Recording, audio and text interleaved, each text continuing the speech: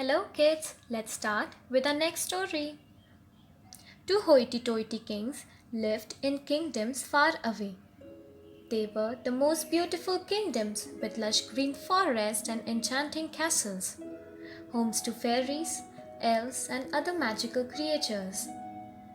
King Zoravar and King Khalifa were the masters of these beautiful lands.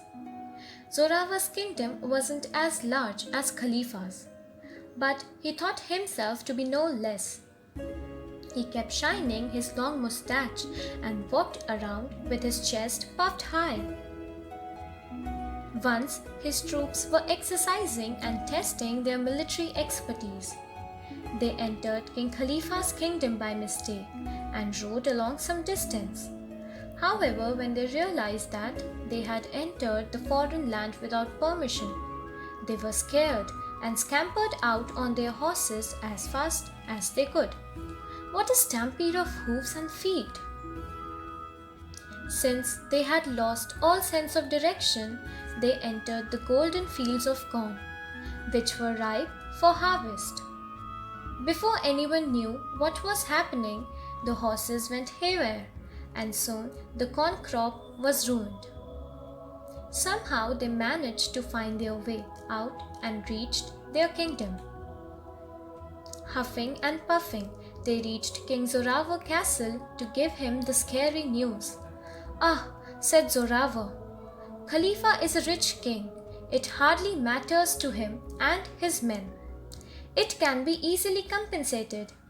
His men stood aghast when they heard this. But after all, he was the king. No one could say a word against him. So they just looked down and left. Zoravar twisted his shiny mustache and went inside.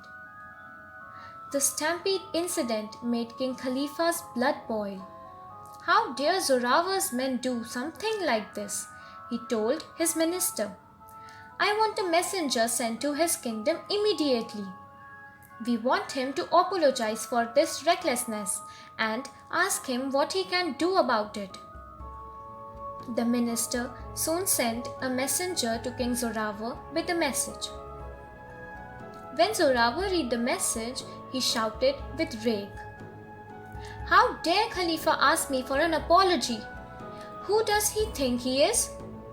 He told the messenger that he can tell his king to forget about an apology.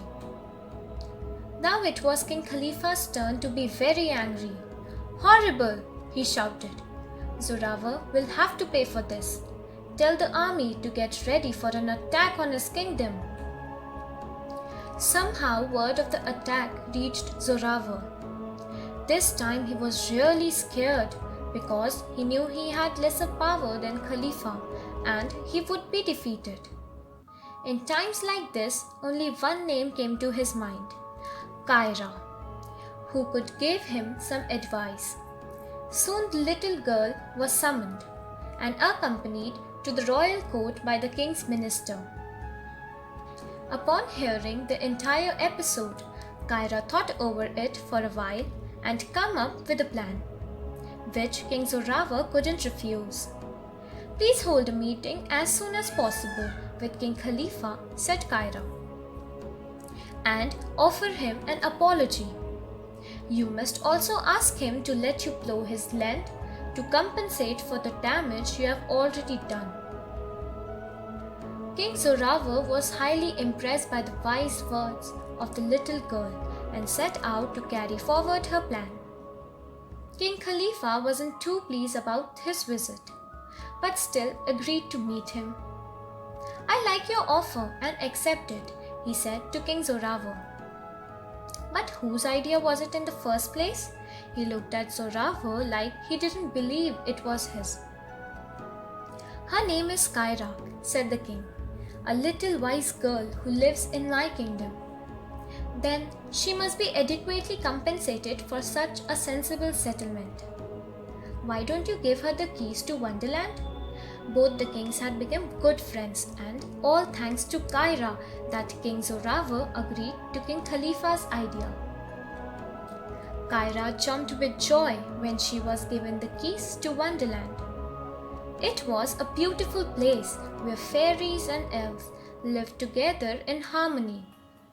She couldn't wait to show it to her friends. How exciting it would be! A new adventure had begun. Thanks all for watching this video.